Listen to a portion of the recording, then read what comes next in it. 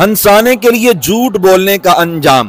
جن افراد کو لفظ ویل کے ذریعے تنبیہ فرما کر تباہی سے بچنے کا شوق دلایا گیا ہے، ان میں وہ لوگ بھی شامل ہیں جو خود کو سچ کا پابند نہیں بناتے اور دوسروں کو ہنسانے کے لیے جھوٹ بول دیتے ہیں۔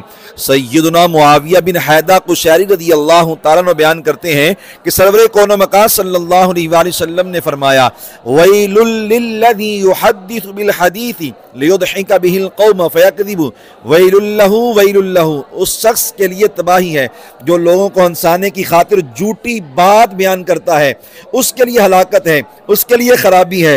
محدثین کرام علیہم الرحمہ نے لکھا کہ اس شخص کے لیے 3 مرتبہ ویل فرمانے میں یہ اشارہ بھی ہو سکتا ہے کہ اس کے لیے دنیا میں بھی خرابی ہے، برزخ میں بھی تباہی ہے اور آخرت میں بھی بربادی ہے۔ اللہ تعالیٰ ہمیشہ سچ فرماتا ہے، وہ پسند کرتا ہے کہ اس کے بندے بھی سچ ہی بولیں، اور اس کی اپنی ذات اقدس جھوٹ سے اس شان کے ساتھ پاک ہے کہ وہاں جھوٹ کا امکان بھی نہیں، اور وہ بندوں کے لیے بھی جھوٹ کی اجازت نہیں دیتا۔ ہنسی مزاح اگر شریعت کے دائرے میں ہو تو کوئی حرج نہیں، بلکہ بعض مرتبہ جان عالم صلی اللہ علیہ وآلہ وسلم بھی تربیت پر مبنی حسین مزاح فرمایا کرتے تھے، لیکن اگر ہنسی میں شریعت کی مقرر کردہ حدود و قیود کی پابندی نہ کی جائے تو یہ تباہی کا ذریعہ بن سکتی ہے۔ ہنسی کب جائز ہے؟ مختلف احادیث کریمہ کی روشنی میں علماء کرام نے لکھا کہ چند شرائط پائی جائیں تو مزاح جائز ہے۔ نمبر 1، اس میں جھوٹ اور فحش و بے حیائی نہ ہو۔ امام الانبیاء صلی اللہ علیہ وآلہ وسلم نے اپنے مزاح سے متعلق فرمایا انی لا اقول الا حقا، یقیناً میں یعنی ہنسی میں بھی صرف حق یعنی انصاف پر مبنی سچی بات ہی کہتا ہوں۔ نمبر 2، اس کی وجہ سے کسی مسلمان کی دل آزاری نہ ہو، کیونکہ قرآن و سنت میں جا بجا مسلمانوں کو بلا وجہ تکلیف پہنچانے اور ستانے پر سخت وعیدیں ارشاد فرمائی گئی ہیں۔ نمبر 3، اس میں بڑوں کی بے ادبی اور چھوٹوں کی بے لحاظی و بے مروتی نہ ہو۔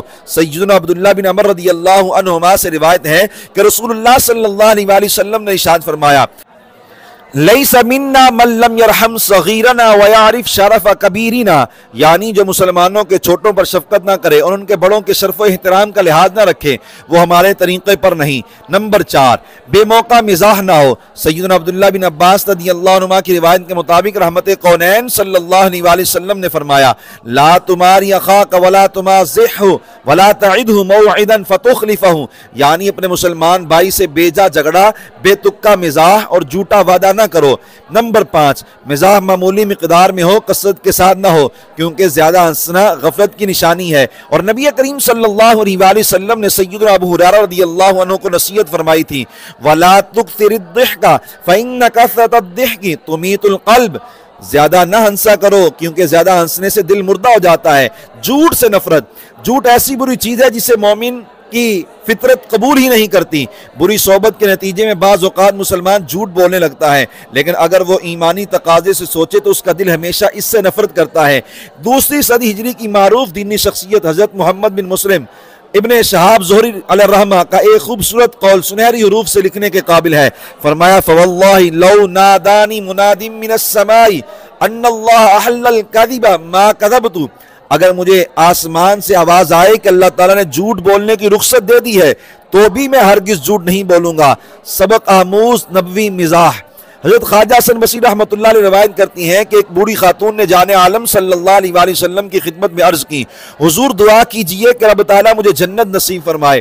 آپ صلی اللہ علیہ وآلہ وسلم نے فرمایا ان الجنت لا تدخلها عجوز، بلا شبہ کوئی بوڑھی عورت جنت میں نہیں جائے گی۔ یہ سن کر اس کی آنکھوں سے آنسو ٹپک آئے۔ سرور عالم صلی اللہ علیہ وآلہ وسلم نے اسے حقیقت سے سمجھاتے ہوئے فرمایا انہا لا تدخلها وہی عجوز، یعنی وہ جنت میں جانے کے وقت بوڑھی نہیں ہوگی، تب جوان ہو جائے گی۔ پھر آپ نے ان آیات کریمہ کی تلاوت فرمائی اِنَّا أَنشَأْنَاهُنَّ إِنشَاءً فَجَعَلْنَاهُنَّ أَبْكَارًا عُرُبًا أَتْرَابًا، بلا شبہ ہم نے جنتی عورتوں کو خاص انداز سے پیدا کیا تو ہم نے انہیں کنواریاں بنا دیا، یعنی اپنے شوہروں سے محبت کرنے والیاں، یعنی آپس میں ہم عمر۔ اگرچہ وہ بوڑھی خاتون وقتی طور پر پریشان ہوئی، مگر یہ حسین مزاح ان کے لیے اور قیامت تک کی عمر رسیدہ خواتین کے لیے فرحت کا سامان بن گیا کہ جب بھی انہیں بڑھاپے کی مشقت محسوس ہو وہ جنت کا منظر یاد کریں تو ان کی تمام تر پریشانی دور ہو جائے گی۔ لمحہ فکریاں۔ اسلامی تعلیمات سے دوری کا نتیجہ ہے کہ بے جا ہنسی مذاق اطلاق عام ہے اور یہ کئی صورتوں میں گناہ کی حد تک پہنچ جاتا ہے۔ سچ اور جھوٹ کی پرواہ ہی نہیں کی جاتی، لوگوں کی عزتیں اچھالی جاتی ہیں، بلکہ کامیڈی ایک باقاعدہ فن بن چکا ہے۔